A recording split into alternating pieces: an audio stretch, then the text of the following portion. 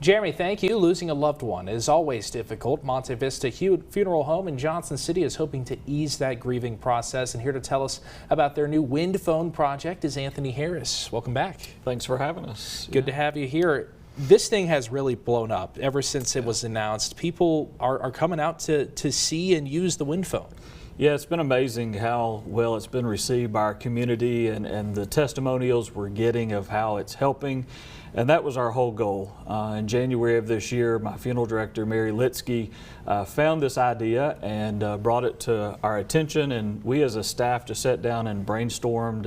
And our maintenance guys, Thomas and Charlie, they saw the vision and they actually built the phone booth from the ground up. And so we just all started plugging along and bringing this to fruition of what we have now in place. For people who might not have seen our earlier coverage of this wind phone, what exactly is it, and tell us how it helps in that grieving process? Yeah, so in 2010, Ataru Sasaki was the original wind phone creator, and he put one in his garden, and he had lost his cousin, and it was just a way to continue to communicate with his loved one and share things that he had not got to share before his passing, and that was our goal behind this. A lot of times folks don't have a family support group, and they carry those things and they don't have anyone to share that with. And so this is a way for folks to come and not feel judged, be able to just go in private and share those things that are on their heart and their mind that they've not got to express.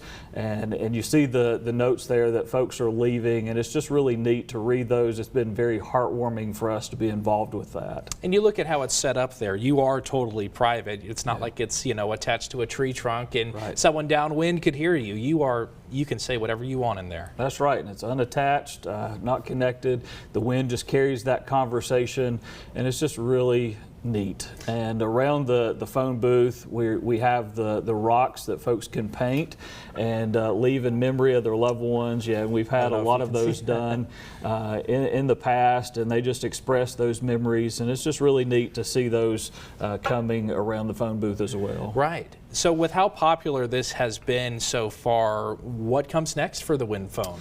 Yeah, so like I said, it's been amazing how quick it has picked up. So we're already talking about adding one over at our Roselawn Cemetery. So hopefully in the very near future, that's going to happen as well to broaden for our community. In case folks live closer to Roselawn, they'll have another opportunity of a place to go. And again, the really cool thing is it doesn't matter if you have a loved one buried there at Roselawn or at Monte Vista, anyone can use this thing. That's right. We want it open to all of our community, and even if you don't have a loved one buried, maybe you had a loved one that was cremated or maybe buried miles away from here, we want this to be open for you to have a place to go and be able to work through that time of grief. All right, Anthony, thank you very much. A very unique resource here in the Tri-Cities. Monte Vista Funeral Home's wind phone has been open since May, and some community members are already using the phone to help with the grieving process. The phone is open to the public. It's not limited to those with family buried at Monte Vista.